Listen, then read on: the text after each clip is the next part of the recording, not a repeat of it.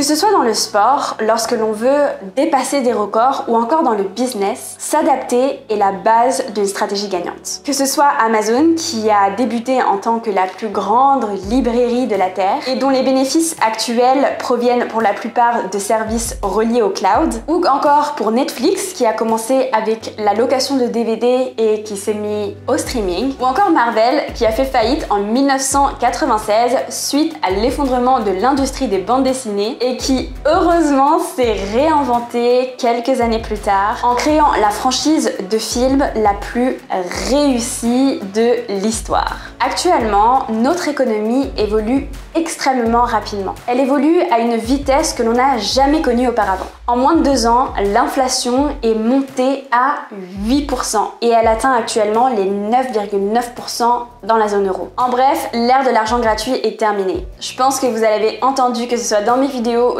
d'autres créateurs de contenu, les taux ne font que augmenter. Ils ont augmenté de plus de 4% aux États-Unis, environ 2% en France, et encore hier, je voyais que la BCE a augmenté les taux de 0,75 encore une fois. Bref, notre économie est actuellement en train de changer et elle ne sera probablement plus jamais celle qu'elle a été au cours de ces 20 dernières années.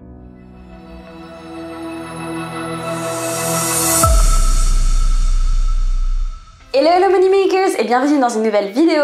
Je m'appelle Rachel et dans cette vidéo aujourd'hui, on va commencer par les 2 principaux facteurs qui impactent notre économie actuellement. Le premier, c'est tout simplement l'inflation. Malgré les efforts de la Fed, donc c'est un peu comme la banque centrale aux États-Unis, de freiner l'inflation, les chiffres sont sortis il y a environ 2 semaines et malheureusement, l'inflation est toujours à 8,2 alors que les chiffres attendus étaient plutôt aux alentours de 8,1.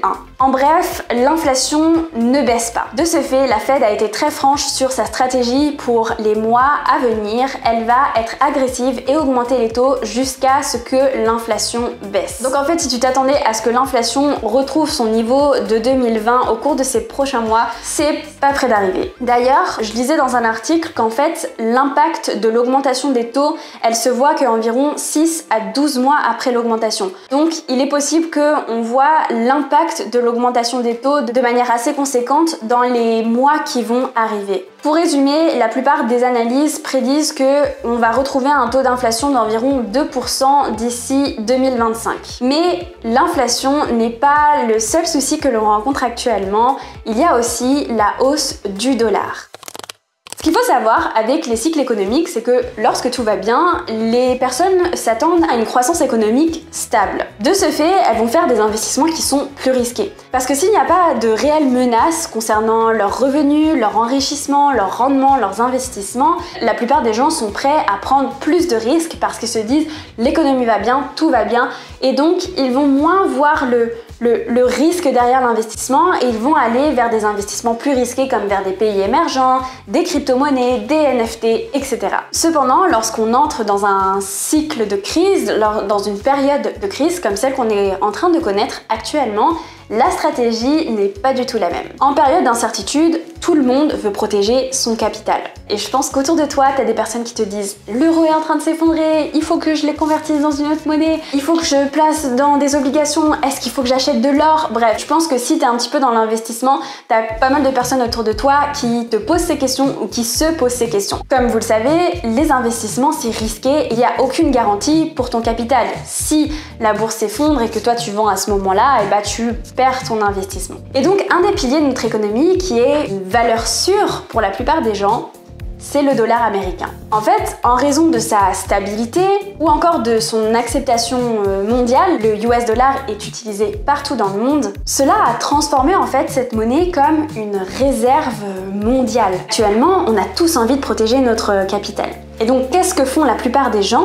Ils vont acheter du dollar. Et donc, qu'est-ce que fait le dollar? Il prend de la valeur par rapport à toutes les autres monnaies au monde. pratiquement. Cela crée un coup dur, un double coup dur pour la plupart des pays au monde, nous les premiers en Europe, parce que on est impacté par l'inflation. Donc actuellement, notre inflation elle est environ à 9,9 en Europe.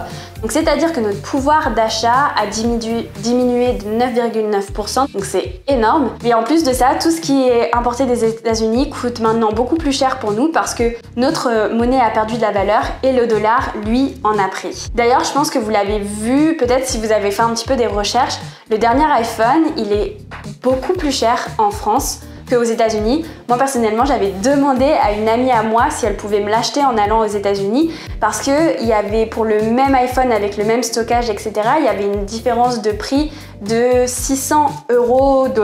Donc c'est genre gigantesque. C'est pour montrer qu'en fait, le prix de l'iPhone 14, lui, il est resté stable aux États-Unis, mais dans pratiquement tous les pays du monde, il a augmenté et ça, c'est dû à l'inflation et à l'augmentation du dollar.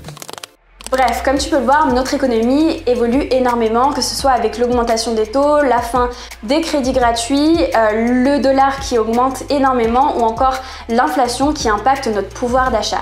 Et il est possible que cette situation continue pendant les prochaines années et que ce soit notre nouvelle situation normale en fait au niveau de l'économie. Et donc pour ça, les différents acteurs de l'économie s'adaptent. D'abord, il y a les gestionnaires de fonds. Actuellement, ce qu'ils font, c'est qu'ils font des stocks de liquidités. Étant donné qu'il y a beaucoup d'instabilité dans notre économie mondiale, ils veulent être prêts à saisir toute opportunité sur le marché boursier, donc c'est-à-dire une baisse drastique, un crash boursier, etc. et pouvoir investir massivement afin de faire un maximum de plus-value et donc d'empocher un maximum d'argent. La deuxième raison pour laquelle ils pourraient faire des stocks de liquidités, c'est si jamais il y a vente massive, c'est-à-dire que les gens prennent peur avec les crashs boursiers pour en fait pouvoir rembourser ces personnes qui veulent vendre leur part dans les fonds. Alors ça, je l'ai lu nulle part, c'est juste une interprétation que j'ai qui pourrait être aussi une des raisons pour lesquelles les fonds font des stocks de liquidités. Ensuite, les autres acteurs au niveau financier, ça va être tous les investisseurs mais dans l'immobilier. Parce que comme je te disais, il y a les taux qui augmentent énormément et le marché immobilier, je sais pas si tu sais, mais il est en train de s'effondrer, particulièrement aux États-Unis. Donc en fait, ce que font les investisseurs immobiliers actuellement, c'est que soit ils stoppent complètement les ventes ou ils stoppent les investissements. Du coup, ça a quand même un impact assez conséquent sur le marché immobilier et il va falloir qu'on voit dans les années à venir comment ça va évoluer. Bon, après tu me diras, il y a 20 ans, 30 ans, les taux c'est pas ceux que nous on a connus. Ma maman, je crois, elle me disait qu'elle avait acheté son premier appartement, elle avait peut-être un taux à 5 à 6%. Donc en fait, peut-être que ce sera le nouveau normal d'avoir des taux élevés et que quand tu voudras acheter une maison, ça coûtera cher. Et donc les derniers acteurs de cette situation actuelle, c'est les investisseurs étrangers, donc les investisseurs qui ne sont pas des investisseurs américains. Nous, notre stratégie en tant qu'investisseur étranger, ça va être de préserver notre capital et donc sûrement d'investir massivement dans des devises comme le US dollar ou encore le franc suisse qui est quand même une valeur très stable. Mais ça va être aussi peut-être une transformation de notre consommation étant donné que les produits américains vont devenir de plus en plus chers. Peut-être qu'on va se mettre à consommer de plus en plus local car le prix des produits locaux sera sûrement moins cher que les produits américains étant donné que le dollar prend de plus en plus de valeur. En tout cas, j'espère que cette vidéo t'a plu et que tu auras appris de belles choses et on se dit à la semaine prochaine pour une nouvelle vidéo. Ciao!